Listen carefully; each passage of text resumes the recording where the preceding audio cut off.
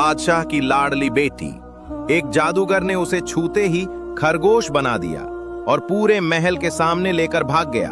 लेकिन उसके बाद जो हुआ वो सुनकर आप कांप उठेंगे और अल्लाह की कुदरत पर यकीन और बढ़ जाएगा। बहुत पुराने जमाने में सुल्तान हारिस नाम का एक बादशाह था। अल्लाह से डरने वाला, अदालत में न्याय करने वाला और अपनी रियासत से बेहद मोहब्बत करने वाला। उसकी एक बेटी थी, शहजादी मरियम। दिल से नर्म, लोगों की मदद करने वाली, हर रात दुआ करने वाली। रियासत मरियम को बहुत चाहती थी। एक दिन एक अजनबी दरवाजे पर आया।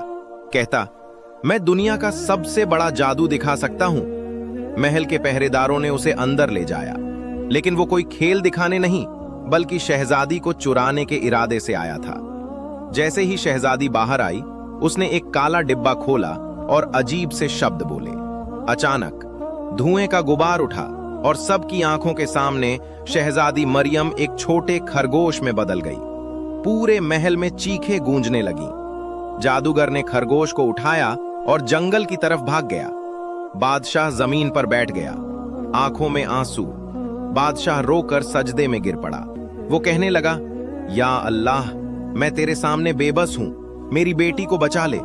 दुनिया का हर जादू तेरी मर्जी से हार जाता है। उस रात महल के एक बुजुर्ग आलिम आए।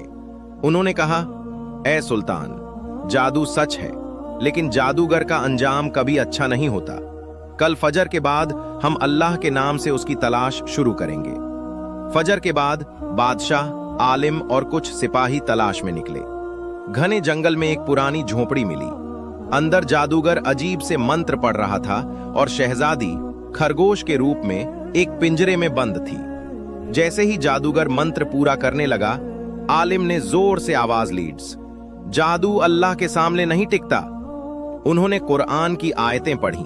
आयतें जादूगर के शब्दों को काटती जा रही थीं। जादूगर के हाथ कांपने लगे, उसके मंत्र टूटने लगे और अचानक धड़ाम, जादूगर जमीन पर गिर पड़ा और उसका झूठा जादू बुझ गया।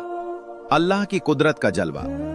जैसे ही आखिरी आयत पढ़ी गई, पिंजरे से चमक निकली और खरगोश धीरे धीरे फिर शहजादी मरियम में बदल गई। मरियम ने रोकर कहा, अब्बा जान, अल्लाह ने मेरी हिफाजत की। बादशाह ने उसे गले लगा लिया। जंगल में खामोशी छा गई, जैसे खुद हवा भी सुकून महसूस कर रही हो।